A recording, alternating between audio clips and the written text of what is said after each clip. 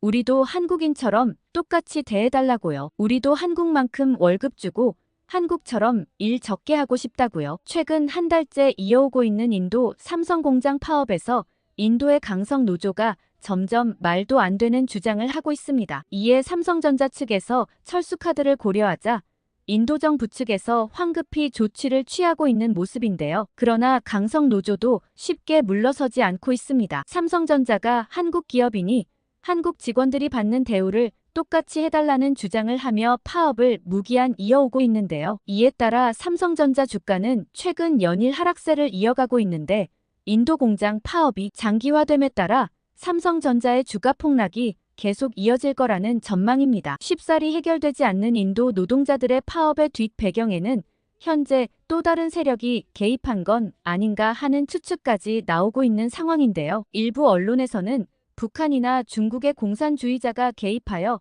강성 노조를 부추기고 있는 게 확실하다는 의혹까지 제시되고 있습니다. 처음 이 시위가 시작된 계기가 도대체 어디부터였나 따져봤더니 정말 어처구니 없는 요구사항에서부터 시작했다고 합니다. 현재 삼성전자 사내 네트워크에 올라온 인도 인사팀의 이야기를 번역해서 전해드립니다. 저는 영국 출신의 30대 인사팀장 올리버입니다. 현재 삼성전자 인도 법인에서 근무하고 있어요. 최근 한국에서도 인도의 파업 소식이 많이 전달된 듯한데 지금 첸나이 지역은 말 그대로 아비규환 상태입니다. 삼성전자가 처음 인도에 공장을 설립할 때만 해도 이런 일은 상상하지도 못했어요. 이번 인도 법인을 차릴 때 인도 정부 관계자들과의 미팅에서 그들은 매우 우호적인 태도로 일관했죠. 아무래도 삼성 같은 대기업이 들어가게 되면 인도에 일자리가 창출되고 어느 정도 기술을 배울 수도 있지 않을까 이런 생각을 했던 것 같아요. 그래서 정부 측에서는 세금 감면과 부지 제공 같은 다양한 인센티브를 약속했습니다. 덕분에 공장 설립이 빠르게 진행되었고 현지 직원 채용도 활발히 이루어졌습니다. 사실 이번 파업이 이렇게 심각하게 퍼질 거라곤 생각도 못했어요. 원래 인도 노동자들은 자잘하게 요구하는 것들이 많긴 했죠. 식당 메뉴 개선이나 휴게시설 확충 같은 건 수시로 불만을 표시하곤 하거든요. 당연히 저는 이런 요구사항들을 가능하면 모두 수용하려 노력했어요. 삼성 측은 직원들의 만족도가 높아야 생산성도 올라가기 때문에 최대한 직원들의 소리에 귀를 기울여주라는 모토가 있었거든요. 그런데 이번 파업은 정말 말도 안 되는 일로 시작됐다면 믿으시겠어요? 어느 날 한 직원이 저에게 면담을 요청해왔어요. 라훌이라는 20대 후반의 청년이었죠. 라훌은 평소에도 성실하게 일하던 직원이었고 동료들 사이에서도 평판이 좋았습니다. 라훌이 제안하는 내용이라면 조금 무리한 내용이라도 들어줄 용의가 있었어요. 참 선한 직원이었거든요. 아니나 다를까? 라훌은 에어컨 버스를 좀 더 늘려달라고 요청했습니다. 현재 통근 버스 중 5대에만 에어컨이 설치되어 있는데 이를 더 늘려줄 수 있느냐는 것이었습니다. 인도의 더운 날씨를 생각하면 충분히 이해할 수 있는 요구였죠. 저는 이 제안을 긍정적으로 검토해보겠다고 답했습니다. 사실 이 정도의 요구사항이라면 충분히 들어줄 수 있거든요. 그런데 어느 날 오후 라훌이 다시 면담을 요청해왔습니다. 2차 협상이 필요하다고 하더라고요. 에어컨 설치에 무슨 2차 협상이 필요한지 의아했지만 좀 더 일정을 당겨달라고 부탁하려나 가볍게 여겼죠. 하지만 면담실에 들어선 순간 저는 깜짝 놀랐습니다. 라훌과 함께 아미트라는 직원이 옆에 앉아 있었거든요. 아미트는 공장에서 문제를 일으키기로 유명한 사람이었습니다. 평소에 불만도 굉장히 많고 일도 성실하게 하지 않는 직원이라 골치가 아팠죠. 저는 아미트의 등장에 왠지 불길한 예감을 느꼈습니다. 아니나 다를까 면담이 시작되자마자 아미트가 입을 열었습니다. 라훌은 그 면담 내내 입도 뻥긋 않더라고요. 아미트는 다짜고짜 급여 인상을 요구했어요. 그것도 터무니없는 수준으로요. 저는 아미트의 말을 듣고 어이가 없었습니다. 현재 첸나이 지역의 공장 노동자 평균 임금은 1만 9천 루피 정도예요. 한국 돈으로 환산하면 약 30만 원 수준이죠. 그런데 삼성은 이미 그 금액의 2배에 가까운 3만 5천 루피를 지급하고 있었습니다. 한국 돈으로 56만 원이나 되는 금액이죠. 사실 처음 이 급여를 책정할 때 저는 강하게 반대했었습니다. 노동자 평균 임금 정도로 맞추는 게 적절하다고 생각했기 때문이죠. 굳이 삼성에서 일한다는 이유로 평균 임금의 2배나 되는 금액을 줄 필요가 없다고 주장했어요. 하지만 그때 함께 일하는 김 팀장이 인상 깊은 말을 했어요. 김 팀장은 삼성이 인도로 온 이유는 단순히 저임금 노동력을 활용하기 위함이 아니라고 하더라고요. 삼성의 인도 직원들이 급여를 잘 받으면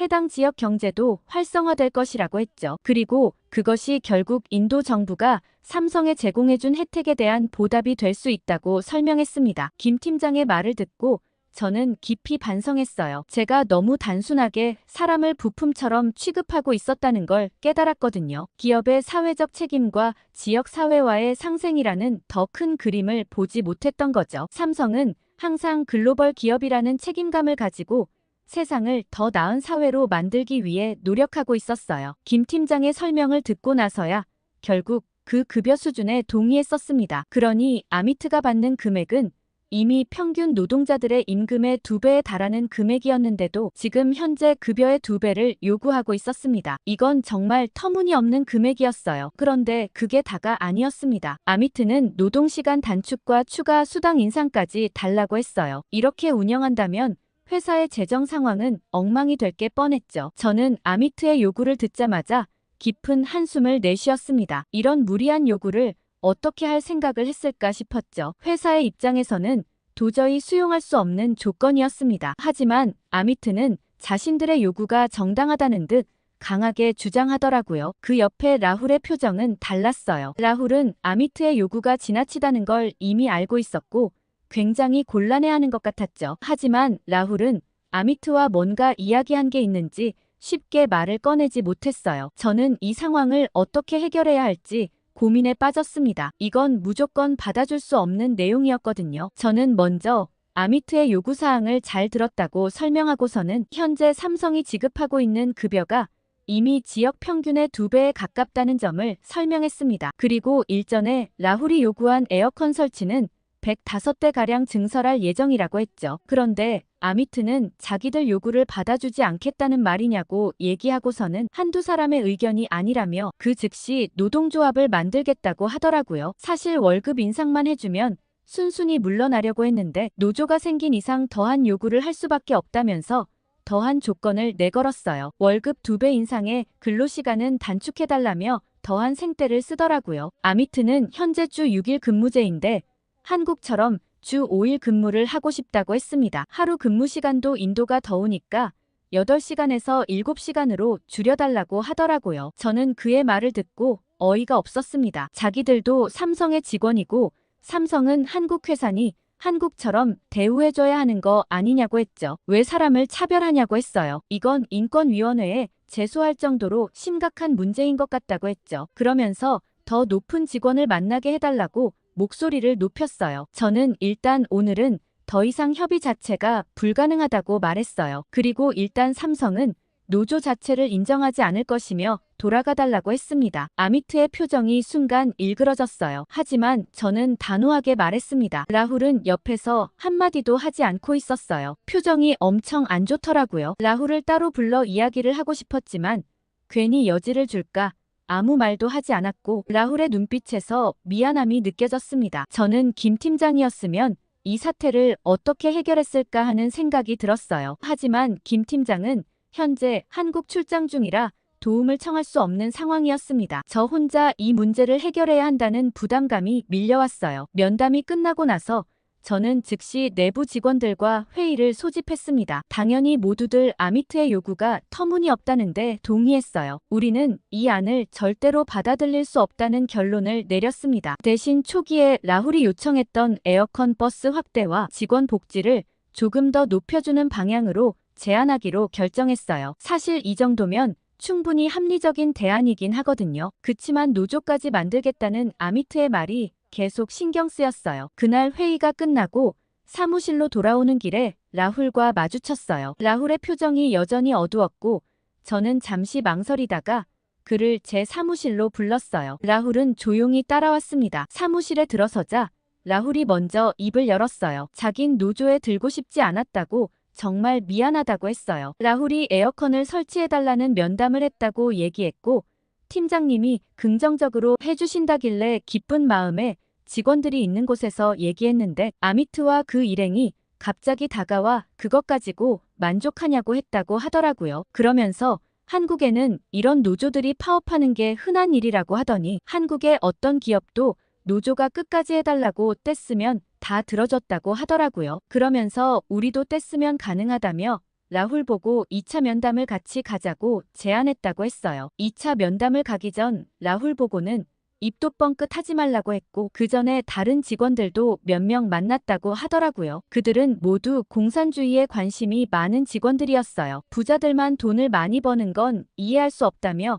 인도의 부는 정말 일부만 가지고 가는데 말이 되냐고 했어요. 그리고 삼성은 돈도 많이 벌면서 우리 피를 빨아먹는다며 정당한 노동의 대가를 받아야 된다고 주장했다고 하더라고요. 라훌은 생각보다 심각한 상황에 자긴 원치 않고 나가고 싶다고 얘기했고 그들은 쉽게 라훌을 놔주지 않았다고 했어요. 라훌의 집과 가족들이 어디 있는지 다 알며 그들이 위험에 처하는 걸 원치 않으면 자신들과 함께 투쟁하자고 했죠. 라훌에겐 홀어머니가 계셨고 라훌은 어쩔 수 없이 그들과 함께 들어왔다고 하더라고요. 저는 이미 상황이 꽤 심각하게 흘러가고 있다고 판단했고 쉽게 이 문제가 해결되지 않겠다는 예감이 들었어요. 라훌의 말에 따르면 이미 많은 직원들이 그 노조와 함께 하기로 했고 일부는 자기처럼 어쩔 수 없이 노조에 든 사람들도 있다고 했죠. 저는 다음 날 아미트에게 에어컨 버스 확대와 일부 복지 외에는 더 이상 받아들일 수 없다고 얘기했고 아미트는 회사 측의 제안을 듣자마자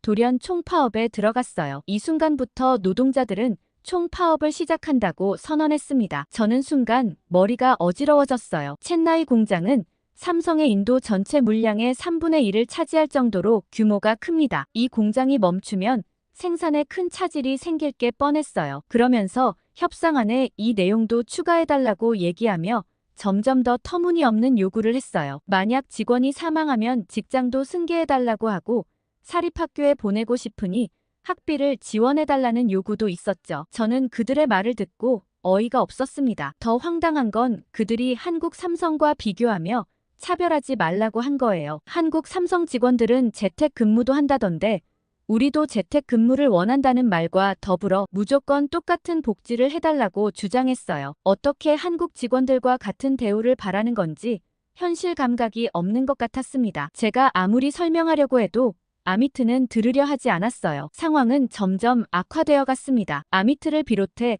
공장에서 특히 문제가 많았던 직원들이 하나둘 모이기 시작했어요. 그러더니 그들은 시위 행진을 할 거라며 사측에 일방적으로 통보했습니다. 공장 근처에서 시위 행진을 하겠다고 했어요. 저는 그렇게 해서 얻을 것이 없다며 회유하려 했지만 들은 척도 않더라고요. 노조 측에선 정말 통보한 날짜에 시위를 하는 듯 했고 저는 골치가 아팠어요. 그런데 갑자기 인도 정부 측 국방부에서 연락이 왔어요. 첸나이 근처에서 시위를 하고 있는데 무슨 상황이냐고 물었습니다. 저는 아시다시피 노조 파업 중이라고 설명했어요. 더 구체적으로 설명하려고 했는데 정부 관계자는 갑자기 정말 죄송하다며 바로 처리하겠다고 하고는 전화를 끊어버렸습니다. 그러더니 얼마 되지도 않아 바로 놀랄만한 소식을 들었습니다. 인도 정부가 즉시 경찰을 보내 해당 시위대를 불법 시위로 간주하고 100명 가까운 직원들을 모두 구금시켰다는 거예요. 저는 깜짝 놀랐습니다. 이렇게까지 될 줄은 몰랐거든요. 더 놀라운 건 구금 장소였습니다. 인원이 너무 많다 보니 구금시킬 장소가 부족했고 인근 결혼식장까지 수배해 4군데로 나눠 가둬놓았다고 합니다. 저는 이 상황이 믿기지 않았어요. 얼마 후 다시 정부 측에서 전화가 왔습니다. 이번엔 매우 공손한 태도였어요. 너무 미안하다며 이런 일이 생기면 미리 말해달라고 했습니다. 다음에는 사전에 조치를 취하겠다고 하더라고요. 사실 인도 입장에서는 삼성이 떠난다고 하면 손해가 막심했어요. 물론 삼성 측에서도 그간 설비 투자 비용과 공장 비용이 많이 들었지만 그간 인도 정부에서 거의 무상으로 지어준 거나 다름없었습니다. 자국 경제 활성화를 위해 제발 들어와 달라는 입장이었기 때문에 세금도 파격적으로 낮춰주고 공장 부지며 건립에 많은 지원을 해줬어요. 그런데 노조 때문에 이게 모두 무산돼서 삼성이 떠난다면 삼성을 비롯한 다른 기업들도 철수를 고려하거나 투자하려던 기업들도 투자 회수를 할 가능성이 컸습니다. 이는 인도 경제에 큰 타격을 줄 수 있는 일이었어요. 그래서 정부가 이렇게 강경하게 나온 것 같았습니다. 하지만 문제는 여전히 해결되지 않았어요. 강성 노조는 날이 갈수록 요구사항이 심해졌습니다. 그들은 출근하지 않고 회사 앞에 천막을 깔고 시위를 이어갔어요. 더 황당한 건 그들이 회사의 화장실이나 급식시설은 그대로 이용한다는 거였어요. 특히 급식 문제는 정말 골치 아팠습니다. 사실 인도 공장의 급식은 굉장히 신경 써서 만들었거든요. 한국 사람은 밥심으로 일한다고 하잖아요. 어쨌든 인도 공장에도 한국 직원이 있으니 한국 직원만 따로 먹일 수는 없었습니다. 그래서 한식에 인도식에다 저 같은 외국인 직원들을 위한 서양식까지 거의 뷔페식으로 차려져 있었어요. 영양적으로도 맛도 우수한 식단이라 점심시간마다 만족도가 높았죠. 노조는 일을 안 하고 파업한다면서 점심시간에는 회사 구내식당에 들어와서 밥을 먹고 가는 게 정말 기생충 같다는 생각도 들었어요. 그들의 행동을 보고 있자니 한편으로는 화가 나더라고요. 이런 상황이 계속되자 저는 회사 이전을 고려해야 할지도 모르겠다는 생각을 하게 됐어요. 하지만 그것도 쉬운 결정은 아니었습니다. 이미 투자한 비용도 많고 인도 정부와의 관계도 고려해야 했거든요. 그러던 어느 날 중국 외교부 직원이 저를 찾아왔습니다. 그의 이름은 리우 웨이였어요. 리우 웨이는 저를 보자마자 곧바로 파격적인 제안을 꺼내기 시작했어요. 중국에서 직접 공장 부지를 다 봐뒀고 건설에는 한 달 정도의 시간만 주면 바로 인도 공장과 똑같은 공장을 지어줄 수 있다고 했습니다. 게다가 공장 건설과 부지 이용 비용 모두 향후 5년간 금액을 받지 않을 것이며 추후에도 다른 기업 대비 50% 할인가에 제공하겠다고 했어요. 저는 이런 파격적인 조건에 입이 떡 벌어졌습니다. 더욱 놀라운 건 다음 제안이었어요. 향후 관세도 부과하지 않을 것이며 물류 비용도 대폭 인하해주겠다고 했습니다. 솔직히 이 정도 제안이면 공장 이전에 드는 비용도 거의 발생하지 않을 거라는 생각이 들었어요. 저는 잠시 멍해졌습니다. 하지만 곧 의문이 들었어요. 왜 경영팀이 아니라 인사팀인 제게 이런 말을 하는지 궁금해서 물어봤죠. 리우웨이는 경영팀은 대부분 한국인이라 프로세스를 이해 못할 것 같아서 영국인인 제게 왔다고 했습니다. 그 말을 듣고 저는 좀 미심쩍은 생각이 들었어요. 뭔가 이상한 느낌이 들었습니다. 그러면서 리우웨이는 얼른 인도 직원들을 이참에 다 잘라버리고 바로 중국으로 넘어오면 좋겠다고 했습니다. 저는 리우웨이에게 이건 제가 결정할 문제가 아니라고 말했어요. 다른 팀원들과도 얘기해봐야 한다고 했습니다. 리우웨이는 삼성에서 요구하는 사항은 모두 다 들어주겠다며 긍정적으로 생각해달라고 했어요. 그러면서 최근 중국 경제가 바닥을 치고 있어서 정부가 경제 살리기에 사활이 걸렸다고 했습니다. 그래서 전폭적인 지원을 해줄 테니 뭐든 말하라고 했어요. 그러면서 리우웨이는 자신의 연락처를 건네며 자기와 다이렉트로 연락할 수 있는 한라인이니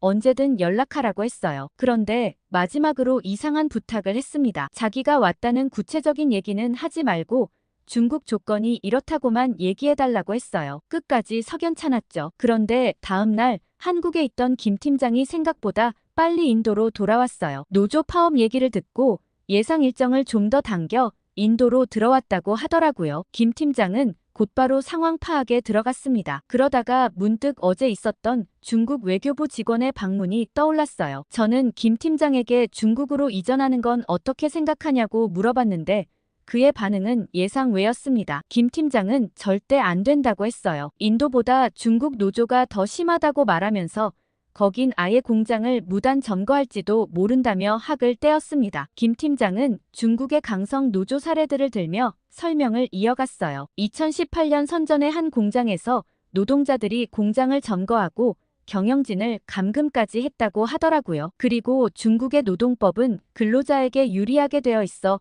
일단 문제가 생기면 해결하기가 매우 어렵다고 했습니다. 심지어 공장 이전이나 폐쇄도 노조의 동의 없이는 할 수 없다고 하더군요. 김 팀장의 설명을 듣고 나서 어제 있었던 일을 자세히 설명했어요. 중국 외교부 직원의 방문부터 그가 제안한 파격적인 조건들까지 모두 얘기했습니다. 김 팀장은 운영팀이 다 한국 사람이라 아예 CR도 안 먹힐 것 같아서 바로 제게 왔나 보다며 중국과는 절대 일할 수 없다고 했어요. 그때였어요. 갑자기 한 직원이 다급하게 뛰어왔습니다. 그 직원의 얼굴이 새하얗게 질려 있었어요. 무슨 일인지 묻기도 전에 그 직원이 말했습니다. 밖에 큰일 났다고 얘기하더군요. 나가봤더니 정말 끔찍한 광경이 펼쳐져 있었습니다. 강성 노조 위원장을 맡고 있는 사람이 아리프를 인질로 잡고 난동을 피우고 있었어요. 아리프는 나이가 어린 직원으로 기존의 노조에 들지 않고 계속 출근해서 일하고 있던 직원이었습니다. 상황이 너무나 위험해 보였어요. 아리프처럼 비교적 나이가 어린 직원들은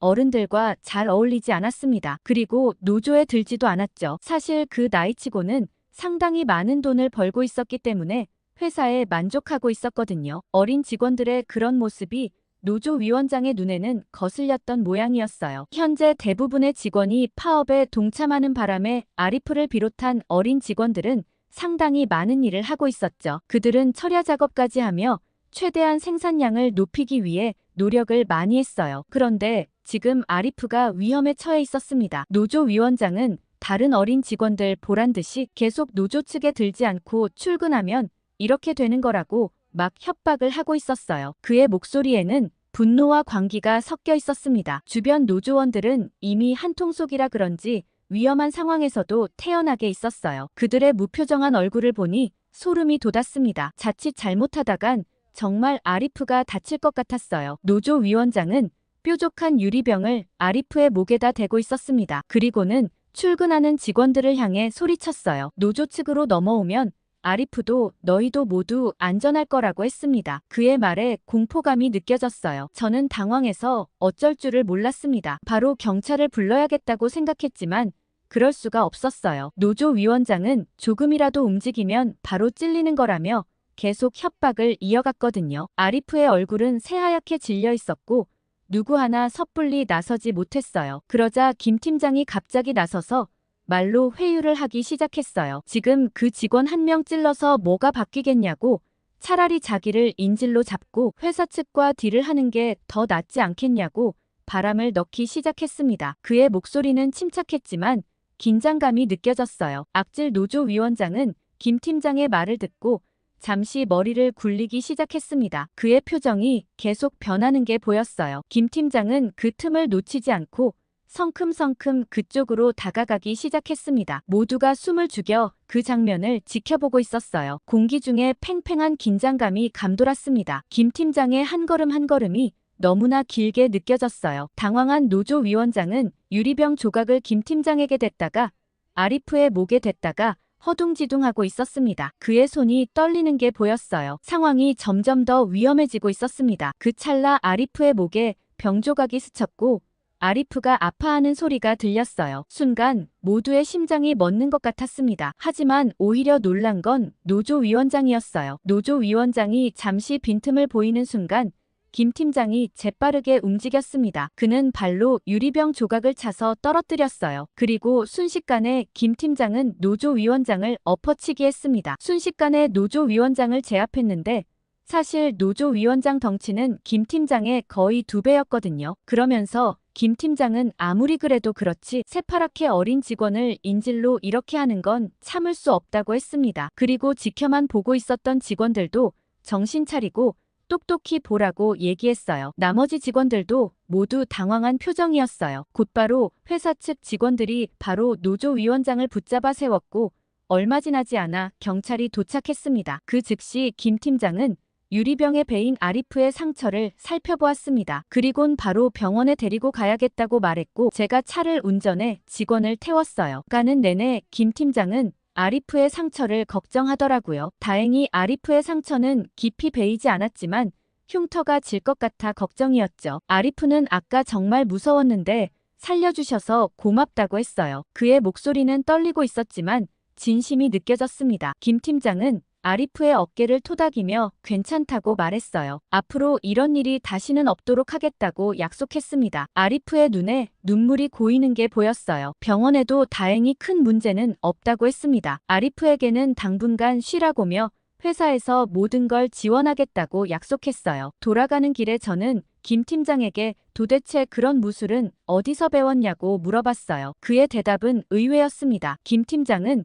군대에서 배운 거라고 하더라고요. 저는 한국 군대는 뭐 하는 곳이길래 그런 게 가능하냐고 물었어요. 알고 보니 그는 특전사 출신이더라고요. 그의 말을 듣고 나니 모든 게 이해가 되었습니다. 김 팀장의 설명에 따르면 한국 특전사는 맨손 격투기부터 시작해 각종 무기 사용법까지 배우는데 심지어 수중 침투와 고공 강화 훈련도 받는다고 했습니다. 그제서야 오늘 그의 행동이 이해가 가더라고요. 솔직히 김 팀장은 호리호리하고 키도 그렇게 크지 않았어요. 그런 깡다구와 힘이 어디서 나왔나 싶었는데 이제야 이해가 되었습니다. 특전사의 훈련이 그를 그렇게 만들었던 거죠. 만약 오늘 저만 있었더라면 아마 순순히 노조 위원장의 말을 들어줬을 것 같았어요. 하지만 김 팀장은 상황을 순식간에 제압했고 노조 직원들도 꽤나 겁을 먹었을 것 같았죠. 그러면서 김 팀장은 이대로 가다간 안 되겠다며 공장 이전을 진지하게 생각해봐야겠다고 했어요. 그의 말에 저는 깜짝 놀랐습니다. 공장 이전은 정말 큰 결정이니까요. 저는 베트남 공장도 쉽지 않고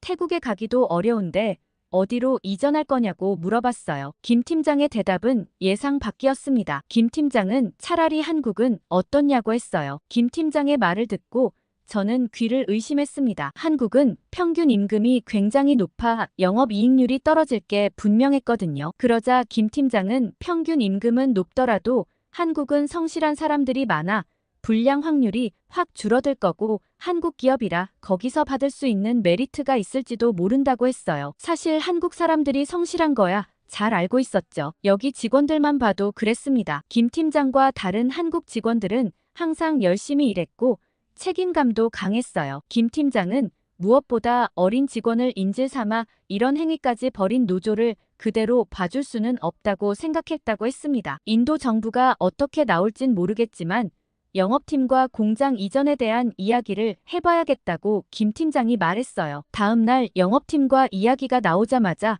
바로 그날 오후에 정부 부처 관계자가 공장을 방문했어요. 우리는 모두 놀랐습니다. 이렇게 빨리 반응할 줄은 몰랐거든요. 정부 관계자는 어제 이야기를 들었다고 했어요. 이 문제는 최대한 인도 정부에서 해결해 줄 테니 공장 이전만큼은 다시 한번 생각해달라고 했습니다. 그의 말에서 간절함이 느껴졌어요. 하지만 한국으로 간다고 해도 여전히 우려스러운 점은 있었어요. 한국의 강성 노조 문제도 생각보다 심각하거든요. 특히 2018년 현대자동차 노조의 파업 당시 현대자동차는 하루에 약 1230억 원의 생산 차질을 겪었다고 해요. 이는 3000대 이상의 차량 생산에 해당하는 규모였습니다. 노조의 파업으로 인한 경제적 손실이 얼마나 큰지 실감할 수 있었죠. 강성 노조는 어디서나 회사 입장에서는 큰 골칫덩어리가 되는 것 같네요. 인도 정부가 아무리 우호적인 입장을 내보이더라도 삼성전자 측에서 계속 남는 결정을 하진 않을 것 같은데 고민입니다. 오늘 삼성전자 사내 커뮤니티에 올라왔던 글 어떻게 보셨나요? 강성 노조는 어디서나 문제가 되는 것 같습니다. 인도 사람들은 저번 양궁 감독님께도 몹쓸 짓을 하더니 꼭 뒤통수를 치네요. 영상 끝까지 시청해주신 분들 감사드리고 댓글로 의견 많이 남겨주세요. 다음에 더 좋은 사연으로 돌아오겠습니다. 감동 필름이었습니다.